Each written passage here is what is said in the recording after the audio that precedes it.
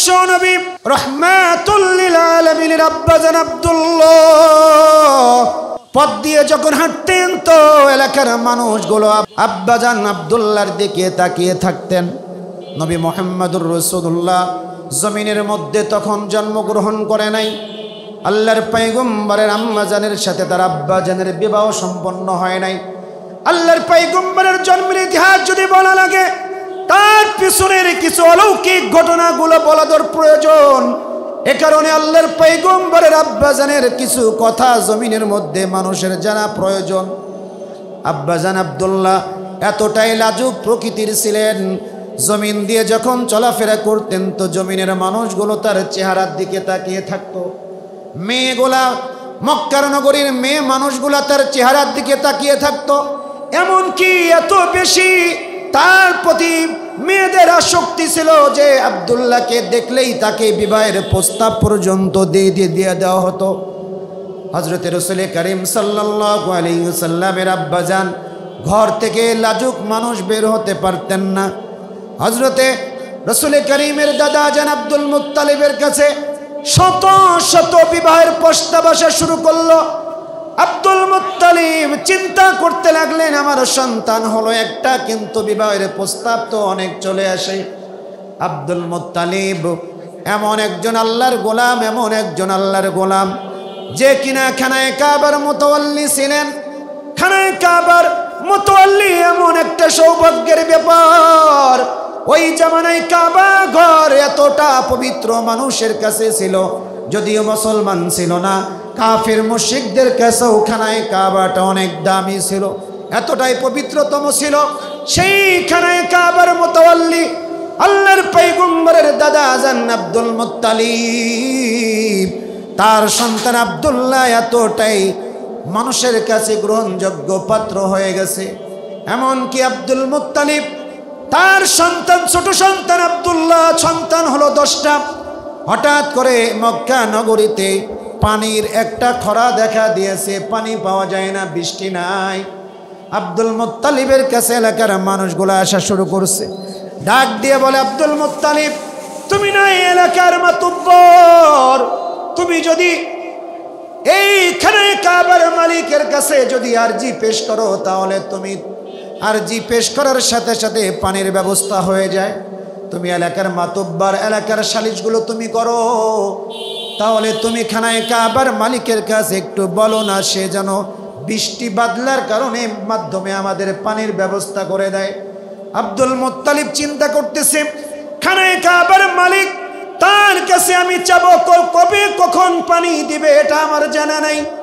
কিন্তু মনে মনে খানায়ে কাবার মালিককে ডাক দিয়ে বলেন, এই কাবার মালিক, এলাকার মানুষগুলো আমাকে তো মাতুব্বর মনে করে, আমাকে মোড়ল ভাবে, আমার কথাগুলো শোনে, সালিশ বিচারে আমাকে ডাক দেয়, আমি তাদের সালিশ বিচারের বিভিন্ন পর্যায়ের বিচার কাজ করে দিই। কিন্তু আজকে তারা না বুঝে না জেনে আমার কাছে তারা পানি চাইতেছে। এই খানায়ে কাবার মালিক, আপনি এই জমিনের মধ্যে বৃষ্টি বাদলার ব্যবস্থা করে দেন। আব্দুল মুত্তালিব যখন গোপনে রাতের অন্ধকারে আল্লাহ তাআলার কাছে বৃষ্টির পানি চাইলেন তো দেখা গেল পরের দিন বৃষ্টির পানি দিয়ে দিয়েছে। কিন্তু আব্দুল মুত্তালিব এমনি এমনি বৃষ্টির পানিগুলো চায় নাই। আব্দুল মুত্তালিব রাতের অন্ধকারে খানায়ে কাবার সামনে সিজদায় অবনত হয়ে আল্লাহ তাআলার কাছে চাইছেন, আল্লাহ তুমি যদি আগামীকালের মধ্যে যদি পানি বর্ষণ করো, আমার 10টা সন্তানের মধ্যে একটা সন্তান তোমার নামে আমি কুরবানি করে দিব। আল্লাহু আকবার, আল্লাহ, একটা সন্তানকে আমি কুরবানি করে দেব যদি তুমি বৃষ্টিটা দিতে পারো। আল্লাহর পয়গম্বরের দাদা জান এই কথা যখন বলছেন, পরের দিন আল্লাহ তাআলা বৃষ্টি দিয়ে মক্কা নগরীর মানুষের বৃষ্টির ব্যবস্থা করে দিলেন, পানির ব্যবস্থা করলেন। সুবহানাল্লাহ। হয়তো প্রশ্ন আসতে পারে, ওই সময় কি জমজম ছিল না? হ্যাঁ, জমজমের কূপ ছিল, কিন্তু ইতিহাসের মধ্যে আসছে জমজমের কূপের পানিকে আল্লাহ তাআলা স্থগিত করে রাখছিলেন। এটাও আল্লাহ তাআলা একটা কুদরত ছিল, আল্লাহ তাআলা কিছু জিনিস ঘটাইতে চাইছিলেন। এ কারণে আল্লাহ তাআলা জমজমের পানির ব্যবস্থাটাও বন্ধ করে রাখছেন কিছুদিনের জন্য। এবার আব্দুল মুত্তালিব যখন কিনা রাতের বেলায় আল্লাহকে ডাক দিয়ে বলেন, আল্লাহ তুমি যদি আগামীকাল পানি দাও তো আমার 10টা ছেলের মধ্যে একটা ছেলেকে আমি কুরবানি করব। পানি যখন শুরু হয়ে গেল, মানুষের পানির ব্যবস্থা হয়ে গেল, তো আব্দুল মুত্তালিব এখন আর কুরবানি করার বিষয়ে একটু গড়িমসি করতেছে, চিন্তা করতেছে, হায় কেমনে আমি আমার সন্তানকে কুরবানি করব। ওই সময় তাওরাতের সবচাইতে বড় আলেম ওরাকা বিন নাওফেলের কাছে আব্দুল মুত্তালিব ধর্ণা দিয়েছে, ডাক দিয়ে বলতেছেন, বন্ধু তুমি আমাকে একটু বাতলায় দাও, এই যে আমি আল্লাহর দরবারে এমন ভাবে যে কথা বলেছি, এমন একটা মান্নত করেছিলাম, যে মান্নতের কল্যাণে আল্লাহ তাআলা তো পানি তো দিছেন, কিন্তু মান্নত পূরণ করব কেমনে? আমি আমার 10টা সন্তানকেই মহব্বত করি, কিন্তু সন্তানকে কেমনে আমি কুরবানি করে দেই? তুমি আমাকে এমন একটা পন্থা অবলম্বন করায় দাও। ওরাকা ইবনে নাওফেল ডাক দিয়ে বলে, আব্দুল মুত্তালিব তুমি যেমনি ভাবে কুরবানি করতে চাইছো অমনি ভাবেই তোমার মান্নতটা তুমি পুরা করে দাও, এর মধ্যে কোনো পুরো গড়িমসি করো না, কারণ তুমি যদি গড়িমসি করো তাহলে আল্লাহ তাআলা এই এলাকার মধ্যে আরো অন্য কোনো দুর্ভিক্ষ দিতে পারে। আব্দুল মুত্তালিব বাড়িতে চলে আসলেন। এবার আব্দুল মুত্তালিব লটারি করলেন। লটারির মধ্যে দেখা গেল প্রত্যেকবার লটারির মধ্যে 10টা ছেলের মধ্যে আব্দুল্লাহর নামটা আগে চলে আসে। আল্লাহু আকবার। 10টা ছেলের কোনো ছেলের নাম আসে না, প্রত্যেকবারই লটারির মধ্যে আব্দুল্লাহর নাম আসে। কিন্তু আব্দুল্লাহর দিলের ইচ্ছা হলো অন্য অন্য ছেলেদের যদি নাম এসে যায় তাহলে অন্য অন্য ছেলেদের কোনো একটা আমি কুরবানি করে দিতে পারি গো। কিন্তু আব্দুল্লাহর নাম আসছে, যেহেতু আব্দুল্লাহ আমার কাছে এত প্রিয়, ছোট্ট আমার সন্তান, তার চেহারা এত সুন্দর, এলাকার মানুষগুলো তার প্রতি এতটাই আকৃষ্ট, আব্দুল্লাহকে দেখলে একবার দেখলে দ্বিতীয়বার দেখতে মনে চাই। আব্দুল্লাহ এত সুদর্শন একজন আল্লাহর গোলাম, এই আব্দুল্লাহকে কুরবানি করার ব্যাপারে আব্দুল মুত্তালিবের দিলের মধ্যে কোনো খায়েশাত নাই, কিন্তু আব্দুল্লাহর নাম উঠতেছে। কিন্তু আব্দুল্লাহকে কুরবানি করবে এমত অবস্থায় মক্কা নগরীর প্রায় 80 জন যুবতী মহিলা তরবারি নিয়ে আব্দুল মুত্তালিবের সামনে দাঁড়িয়ে গেছে। আল্লাহু আকবার।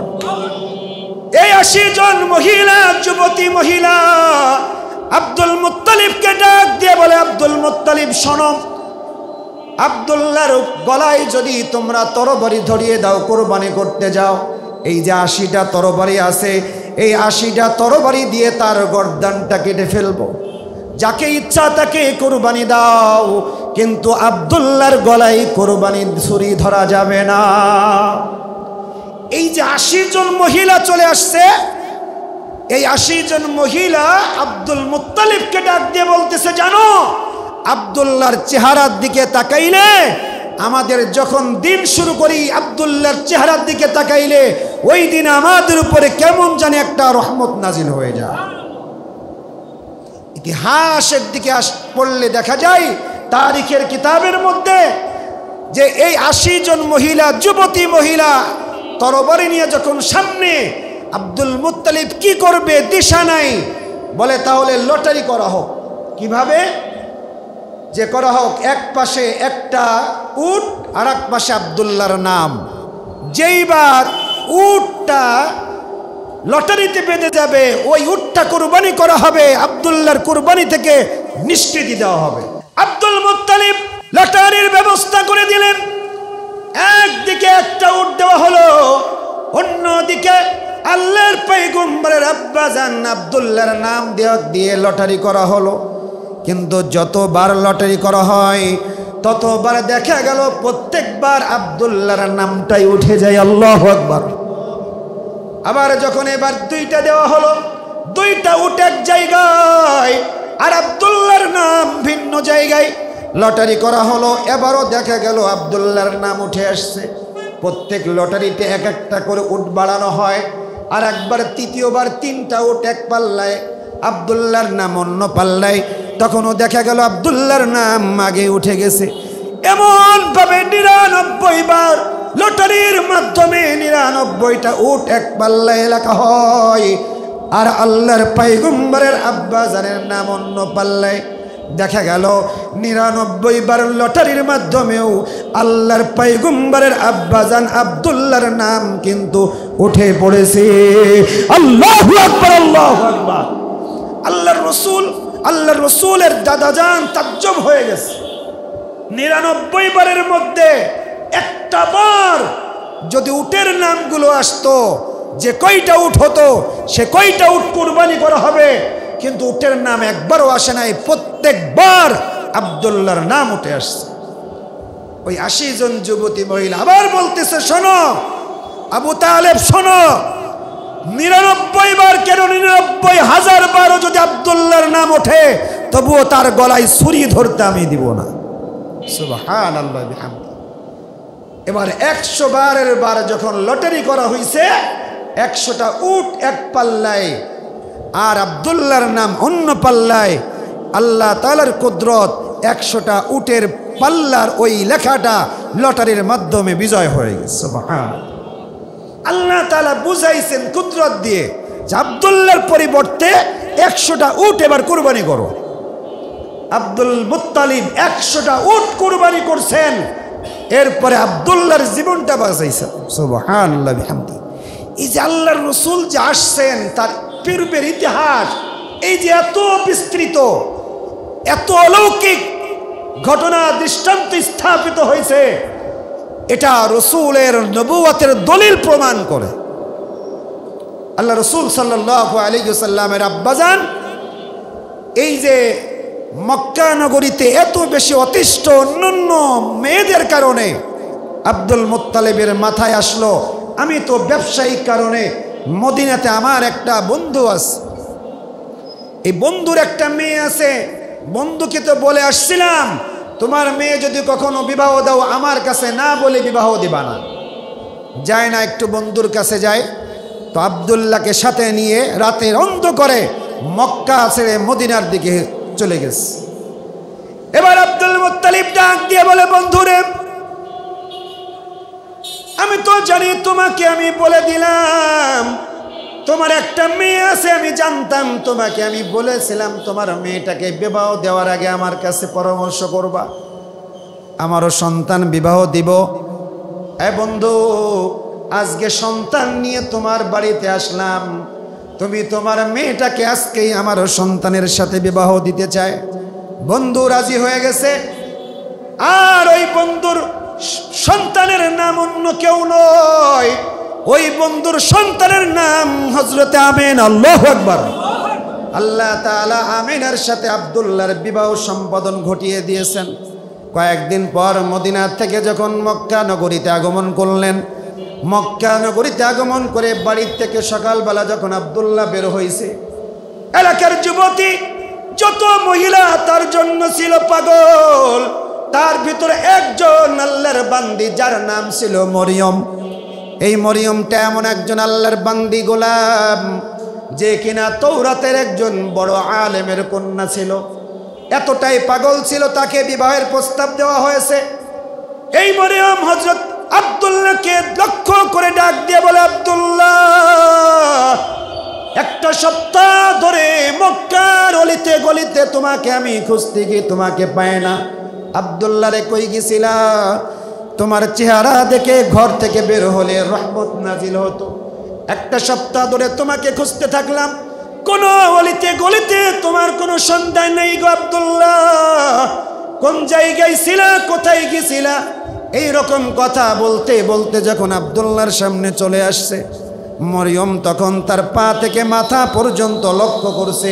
যখন কপালের দিকে তাকাইছে, একটা চিৎকার দিয়ে মরিয়ম অজ্ঞান হয়ে পড়ে গেছে। আব্দুল্লাহ তাকে জ্ঞান ফেরানোর চেষ্টা করছে, বলে, কি কারণে তুমি অজ্ঞান হয় না? বলে, আব্দুল্লাহ, তুমি আমার প্রশ্নের জবাব দাও। বলে, কি প্রশ্ন করো, তোমার জবাব দেওয়ার জন্য প্রস্তুত। মরিয়ম ডাক দিয়ে বলে, তুমি কি বিবাহ করছো নাকি? বলে, হ্যাঁ, আমি বিবাহ করছি। বলে, তুমি যাকে বিবাহ করছো তার নাম কি আমিনা নাকি?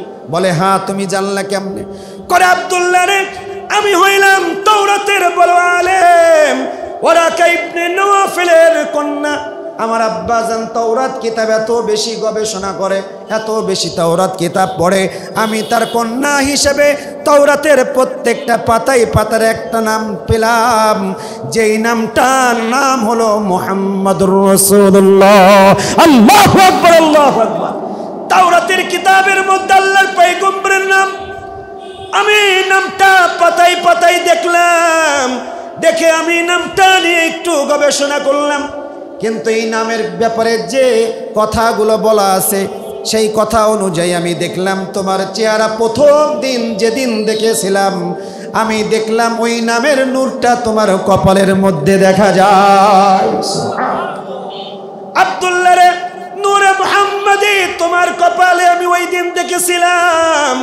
তোমার চেহারার পাগল আমি না, আমি পাগল তো ছিলাম ওই নূরে মুহাম্মাদি, কারণ আমি তাওরাত কিতাবের মধ্যে দেখেছিলাম ওই নূরটা যার সাথে আব্দুল্লাহর বিবাহ হবে ওই বিবাহের রাত্রে ওই নূরটা ওই স্ত্রীর গর্ভের মধ্যে চলে যাবে।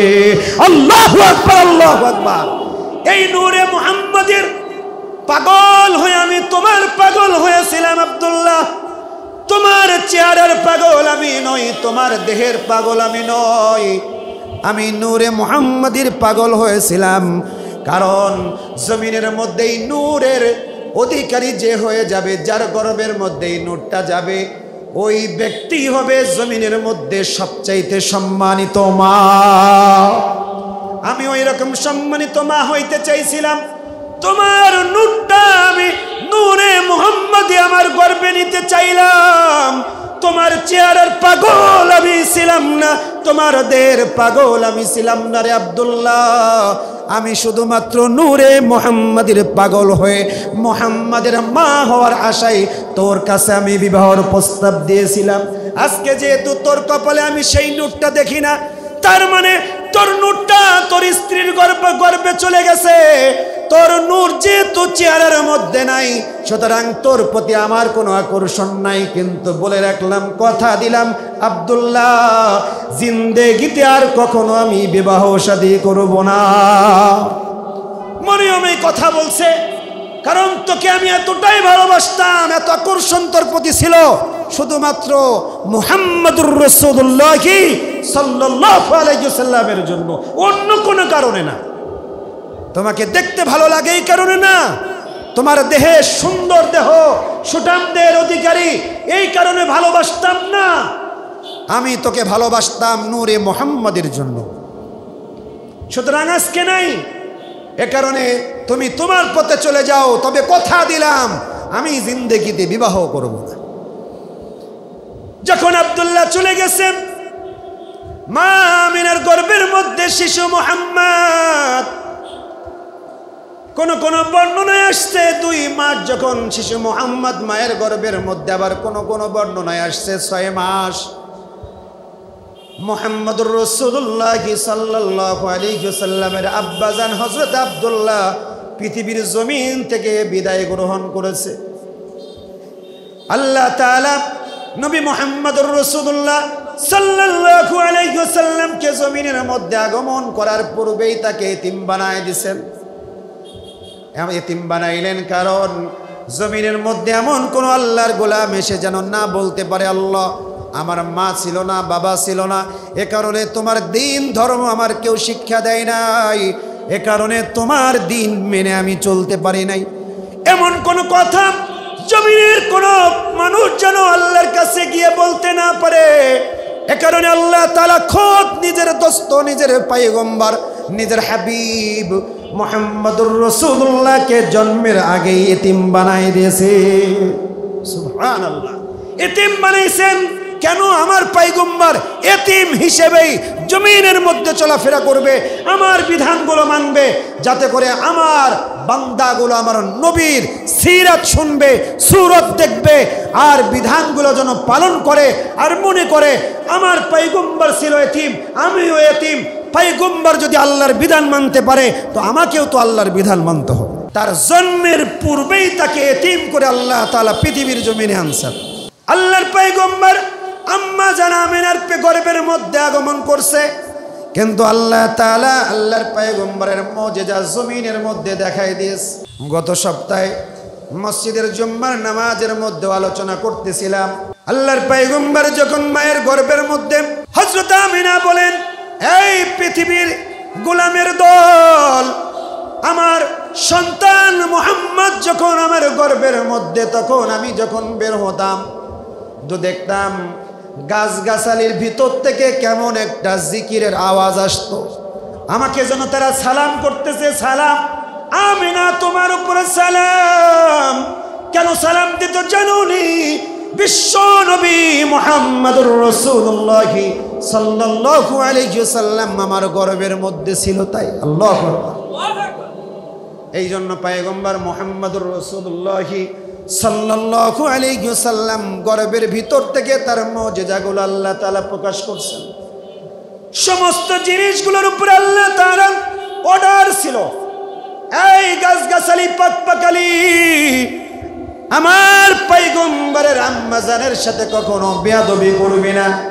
আমার আম্মা, আমার পয়গম্বরের আম্মা জান যখন যেভাবে থাকবে কখনো তার সাথে বেয়াদবপূর্ণ আচরণ করবি না। আম্মা জান বলেন, আমি যখন ঘর থেকে বাইর হইতাম, এ দুনিয়ার গোলাম শুনে রাখো, আমি যখন ঘর থেকে বের হতাম আমার মাথার উপর থেকে কোনো পাখি কখনো উড়ে যাইত না। আল্লাহু আকবার, আল্লাহ, কোনো পাখি উড়ে যাইত না। আর পাখিদের জবানগুলো খুলে দেওয়া হতো, এক পাখি অন্য পাখিকে যেন বলতে থাকতো, এই খবরদার খবরদার, নবী মুহাম্মদুর রাসূলুল্লাহর আম্মা জান পথ দিয়ে যায়, তার সরাসরি মাথার উপর দিকে তুই কখনো উড়ে বেয়াদবি করিস না। সুবহানাল্লাহ, কত মর্তবা আল্লাহ তাআলা নবী মুহাম্মদুর রাসূলুল্লাহ সাল্লাল্লাহু আলাইহি ওয়াসাল্লামকে দান করেছিলেন। শুধু কি তাই, আল্লাহর পয়গম্বর নবী মুহাম্মদুর রাসূলুল্লাহ সাল্লাল্লাহু আলাইহি ওয়াসাল্লামকে গর্ভে নিয়ে বাড়ির আঙ্গিনায় একটা কুয়া ছিল, কুয়ার ভিতর থেকে পানি তুলতে গিয়ে আমরা স্বাভাবিকভাবে বালতি দড়িতে নিচের দিকে ফেলে দিই। নিচের থেকে পানি তুলতে গেলে একটু কুঁজো হওয়া লাগে, কিন্তু মুহাম্মদুর রাসূলুল্লাহ গর্ভে, এ কারণে আল্লাহ তাআলা কুয়ার পানির উপরে অর্ডার করে দিয়েছেন, পানি রে তোকে আমি অর্ডার করে দিলাম আমার দোস্ত, আমার হাবিব মুহাম্মদুর রাসূলুল্লাহ সাল্লাল্লাহু আলাইহি ওয়াসাল্লাম তার মায়ের গর্ভের মধ্যে আছে রে, আমার বান্দি হযরতে আমেনা পানি নেওয়ার জন্য আসবে, খবরদার তাকে যেন কুজো হয়ে পানি তোলা না লাগে। যখন আমার বান্দি আমার হাবিব মুহাম্মদুর রাসূলুল্লাহর আম্মা যখন তোর কিনারায় চলে আসবে, পানি তোকে আমি অর্ডার করে দিলাম, নিচ থেকে পানি তুই ফুলে ফেপে মুখ বরাবর চলে আসবি। সুবহানাল্লাহ ওয়া বিহামদিহি। পানি দেখা গেছে নিচের থেকে ফুলে ফুলে মুখ বরাবর আসছে, আর বিবি আমেনা, আম্মাজান আমেনা পানি উপর থেকে দাঁড়িয়ে দাঁড়িয়ে পানি কলসিতে ভরে ভরে বাড়িতে নিয়ে চলে আসছে। সুবহানাল্লাহ। হাদিসের মধ্যে আসছে যে আশেপাশের এলাকার মহিলারা পর্যন্ত না আমেনাকে ডাক দিয়ে বলতো, আমেনা তুমি কুয়ার পাশে একটু দাঁড়াও, তুমি দাঁড়াইলে পানি নিচেই যায় না, উপরেই থাকে, আমরা যদি তুলতে যাই তো নিচে কষ্ট করে তোলা লাগে, তুমি উপরে দাঁড়িয়ে থাকো, তুমি যেহেতু দাঁড়াইলে, যেহেতু পানি উপরে থাকে, সুতরাং তুমি দাঁড়িয়ে থাকো, তোমার পানিগুলো কলসিগুলো কাঁধে করে কাকে করে আমরা বাড়িতে পৌঁছায় দেব। সুবহানাল্লাহ। এতটা আল্লাহ তাআলা নবী মুহাম্মদুর রাসূলুল্লাহ সাল্লাল্লাহু আলাইহি ওয়াসাল্লামের মর্তবা আল্লাহ তাআলা তার পয়গম্বরকে দান করেছিলেন। কিন্তু সেই পয়গম্বরের ইজ্জত, সেই পয়গম্বরের সম্মান শ্রেষ্ঠ উম্মত হিসেবে আমরা কতটুকু দিতেছি। শুধু তাই না, আল্লাহর পয়গম্বর যেদিন জন্মগ্রহণ করেন, আব্দুর রহমান ইবনে আউফ রাদিয়াল্লাহু তাআলা আম্মা জান তিনি বর্ণনা করেন, যেদিন মুহাম্মদুর রাসূলুল্লাহ সাল্লাল্লাহু আলাইহি ওয়াসাল্লাম পৃথিবীর জমিনে আগমন করেছেন, জন্মের সাথে সাথেই আমি দেখতে পেলাম মুহাম্মদুর রাসূলুল্লাহ সাল্লাল্লাহু আলাইহি ওয়াসাল্লামকে আল্লাহ তাআলা মায়ের গর্ভের ভিতর থেকে কুদরতিভাবে সুন্নতে খাতনা করিয়ে জমিনের মধ্যে আগমন করেছে। সুবহানাল্লাহ বলেন একটু। আমার আপনার জন্ম এতটা হওয়া সম্ভব না, আমার আপনার সুন্নতে খাতনা একটা বয়সে করতে হয়, কিন্তু নবী মুহাম্মদুর রাসূলুল্লাহকে আল্লাহ তাআলা মায়ের গর্ভের ভিতর থেকে কুদরতি কায়দায় সুন্নতে খাতনা করিয়ে জমিনের মধ্যে প্রেরণ করছেন। কেন? আমার পয়গম্বর আমার দোস্ত মুহাম্মদুর রাসূলুল্লাহর লজ্জা স্থান যেন জমিনের কেউ দেখতে না পায়, কাউকে দেখতে দিবে না। এ কারণে হাদিসের মধ্যে আসছে রাসূল যখন ছোট্টবেলায় খেলাধুলো করতে, ছোট্ট মানুষ 2 মাস বয়স, এরপরও বারান্দায় খেলাধুলো করতেছে, অনেক সময় তার গায়ের উপরে কাপড়গুলো সরে যাইতো। হযরত আমিনা বলেন, আমি দেখতাম যখন আমার সন্তানের গায়ের উপর থেকে কাপড় সরে যাইতো, আসমান থেকে একটা কুদরতে হাত বের হয়ে আমার রসুলের মুহাম্মদুর রাসূলুল্লাহ সাল্লাল্লাহু আলাইহি ওয়াসাল্লামের গায়ের উপরে খাতাকে আর ওই কাপড়টাকে আবার ঠিক করে দিতেন। সুবহানাল্লাহ, আল্লাহর পয়গম্বরের অসংখ্য মুজিজা। এবার আল্লাহর পয়গম্বর জন্মগ্রহণ করছেন, সন্তান হাঁটি হাঁটি পা পা করে বড় হয়ে যায়। আল্লাহর পয়গম্বর যখন 5.5 বছর বয়স উপনীত হলেন, বাড়ির পাশে একটা খেলার মাঠের মধ্যে আল্লাহর পয়গম্বর প্রতিদিন খেলতে যায়। আল্লাহর পয়গম্বর দেখেন প্রতিদিন খেলা করতেছেন, কিন্তু সন্ধ্যার সময় তার খেলার সাথীগুলো বাড়িতে চলে যায়। বাড়ি থেকে তার মা অথবা বাবা এসে সন্তানগুলোকে নিয়ে যায়, কিন্তু আল্লাহর পয়গম্বরকে কেউ নিতে আসে না।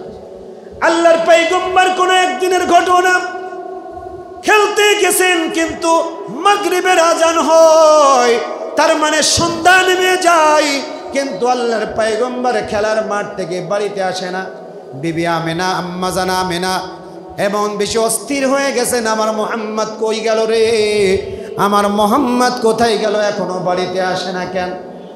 মুহাম্মদকে খোঁজাখুঁজি করা শুরু হয়ে গেছে।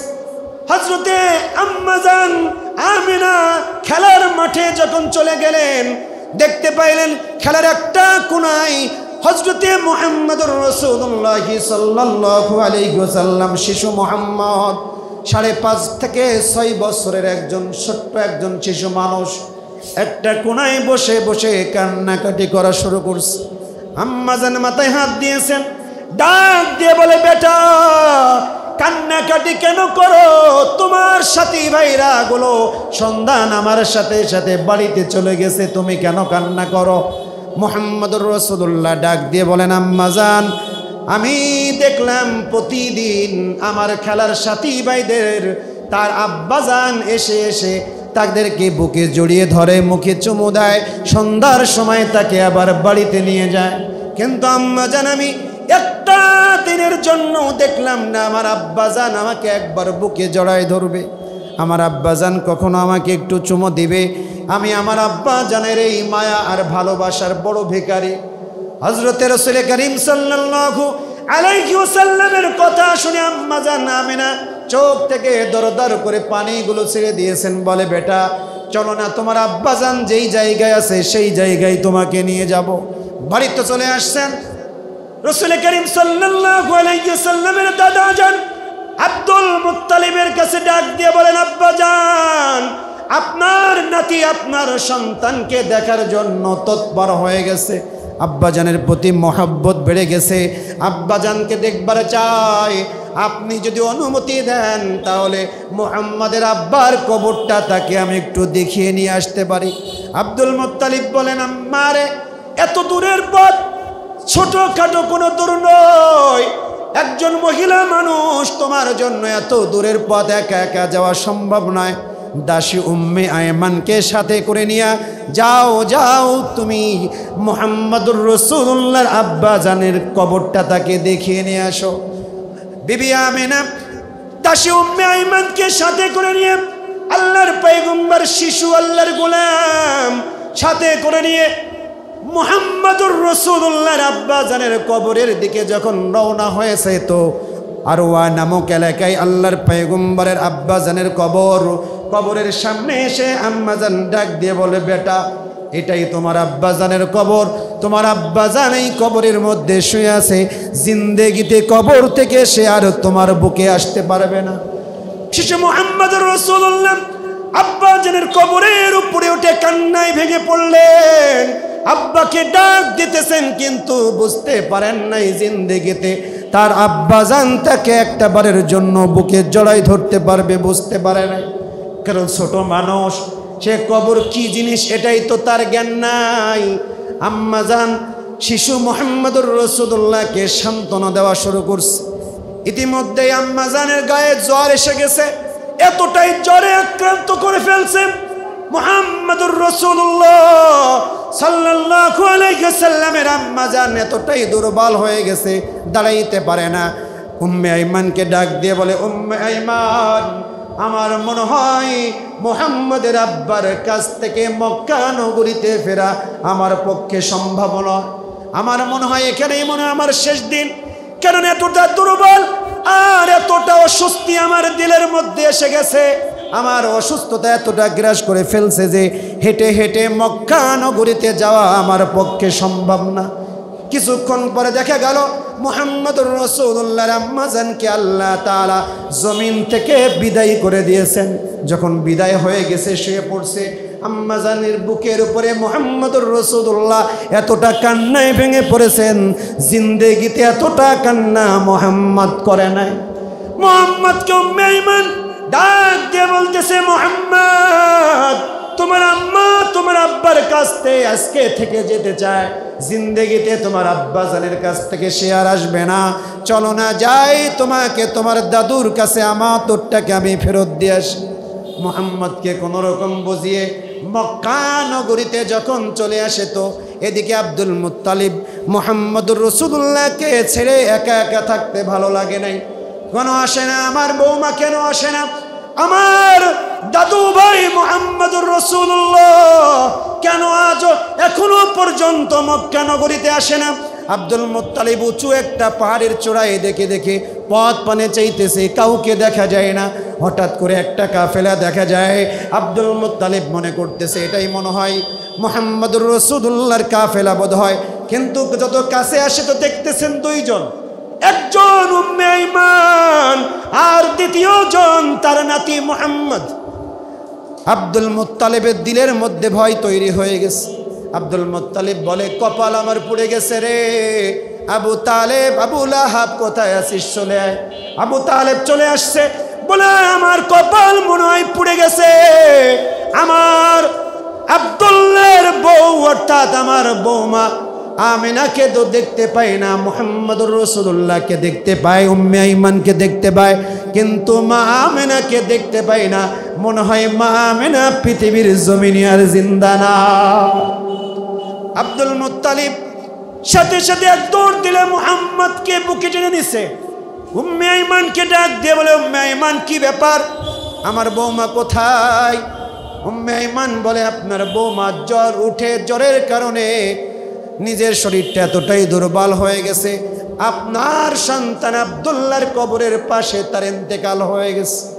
আল্লাহ তাআলা মুহাম্মদুর রাসূলুল্লাহকে এতটাই এতিম বানাইলেন, জমিনের মধ্যে এমন এতিম যেন তৎকালীন জামানায় কাউকে আল্লাহ তাআলা রাখেন নাই। শিশু মোহাম্মদকে বাবা ছাড়াই জন্ম দিতে, অর্থাৎ বাবাকে দেখার সৌভাগ্য তার হয় নাই।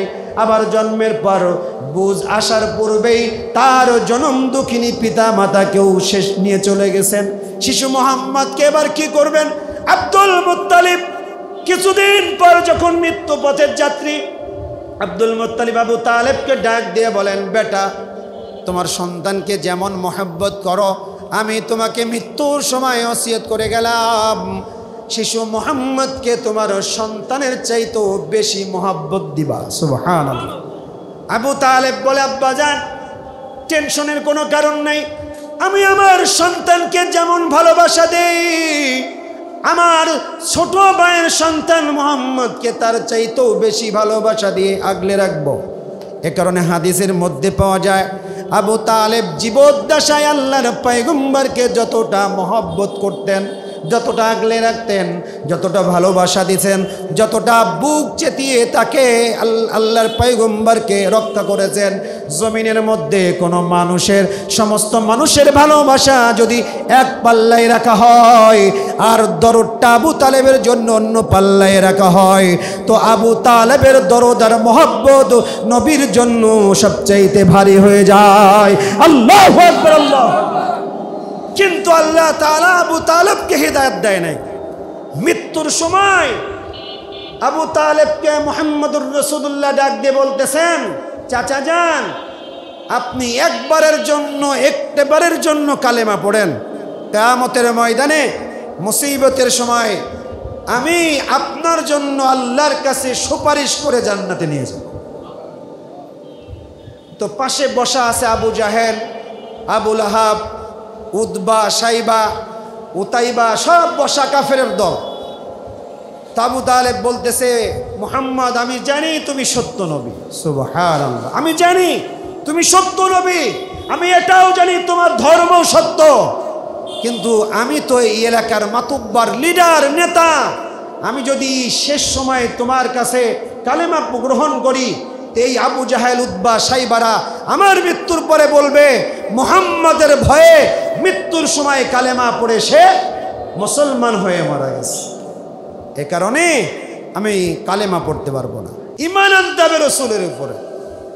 2 নম্বর হলো রসুলকে আনুগত্য স্বীকার করতে হবে, যে আল্লাহর রসুলকে সব কিছুর চাইতে রসুলকে উঁচু জায়গায় রাখতে হবে, যে আমার সব কিছু বৃথা, আল্লাহ রসুল এই ব্যাপারে কথা বলছেন, আমার সবগুলোকে আমি জলাঞ্জলি দিতে পারি, আমার রসুলের কথাকে আমি ভ্রুক্ষেপ করতে পারি না, আমার রসুলের কথাকে আমি পায়ে জ্বলতে পারি না, আমার রসুলের কথাকে নস্যাৎ করতে পারি না, দুনিয়ার সব কিছু ধ্বংস হোক, আমার রসুলের কথাকে আমি ধ্বংস করতে পারি না। রসুলকে গ্রহণ করা, আনুগত্য স্বীকার করা, কোনো প্যাচগোছ রাখা যাবে না। আমাদের সমাজে আমরা কি করি, যে হাদিসের বাক্যগুলো লজিক্যালি আমাদের বুঝে আসে, লজিক যুক্তিতে বুঝে আসে, ওই হাদিসগুলো আমরা মানি।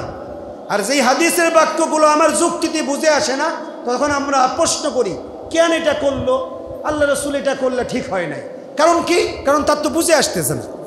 মনে রাখবেন, আপনার বুঝে আসছে না তার মানে এই নয় যে আপনার চাইতেও বড় বুঝমান তো আছে, তাদের তো বুঝে আসতে পারে, আপনি তো তাদের চাইতে জ্ঞানী না, সুতরাং কখনো কখনো আপনার নাও বুঝে আসতে পারে, আপনার চাইতেও বড় জ্ঞানীদের তো বুঝে আসতেছে। এরপরেও হাদিস এবং কোরআনের ব্যাপারে আকীদা হলো, আপনার বুঝে আসুক চাই না আসুক, আল্লাহর কথা, আল্লাহর রসুলের কথা বিনা দ্বিধায়, বিনা সংকোচে গ্রহণ করার নাম হলো ঈমান। আমার কোনো বুঝে আসার দরকার নাই, আল্লাহ বলছেন এটা এটা জায়েজ তো জায়েজ, এটা জায়েজ নাই তো আমার লজিক দেওয়ার দরকার নাই, প্যাচগোছ রাখার দরকার নাই। আল্লাহ এবং তার রসুলের কথার উপরে কোনো কথা থাকতে পারে না। 3 নম্বর, রসুলের মহাব্বত। রসুলের মহাব্বত, আমরা তো উম্মত হিসেবে রসুলকে মহাব্বত করতে পারি না, কিন্তু মুহাম্মদুর রাসূলুল্লাহ সাল্লাল্লাহু আলাইহি ওয়াসাল্লামকে কত অসংখ্য জানোয়ার পর্যন্ত মহাব্বত, ভালোবাসা দেখাইছে, সুবহানাল্লাহ। আল্লাহ রসুলকে ক্লান্ত, তাকে গলায় গামছা বেঁধে, গামছা 2 প্রান্ত থেকে 2 জন কাফের টানতেছে, রসুলের চোখ লাল হয়ে গেছে, চেহারা লাল হয়ে গেছে। মানুষের গলায় যদি গামছা পেঁচিয়ে 2 পাশ থেকে টান দেওয়া হয়, জিহ্বা তো বের হয়ে আসবে, চোখটা বের হয়ে আসবে, এমন পরিস্থিতি আল্লাহর পয়গম্বরের।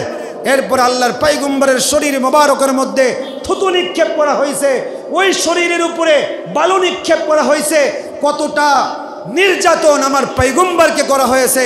আল্লাহর পয়গম্বর ক্লান্ত হয়ে একটা পাহাড়ের পাদদেশে যে বসছে, পাহাড়ের উপর থেকে কাফেররা পাথর নিক্ষেপ করছে যাতে করে মুহাম্মদকে শেষ করে ফেলা হয়। পাথর আল্লাহর রসুলকে চিনছে, পাথর নিক্ষেপ করছে পাহাড়ের উপর থেকে। আল্লাহর রসুলের মাথার ঠিক 1 হাত উপরে পাহাড় ঝুলে দাঁড়িয়ে আছে, সুবহানাল্লাহ। পাহাড় আল্লাহর রসুলের মাথায় পড়ে নাই, কারণ পাথর মাথায় পড়ে নাই, কারণ পাথর তো আমার রসুলকে চিনে, কিন্তু কপাল পোড়া বদনসিব আমি আমার রসুলকে চিনতে পারি না। আল্লাহ রসুলকে সাপ পর্যন্ত চিনছে।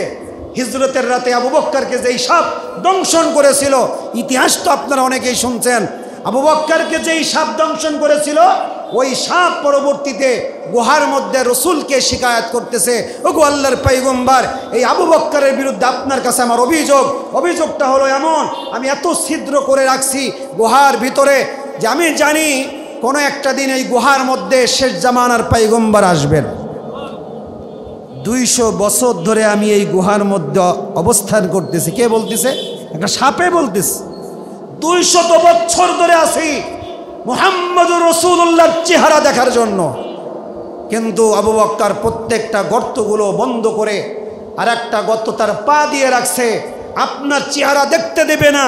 তো এটা আমার উপরে জুলুম করা হয়েছে, এ কারণেই তো আমি আবু বকরকে দংশন করছি।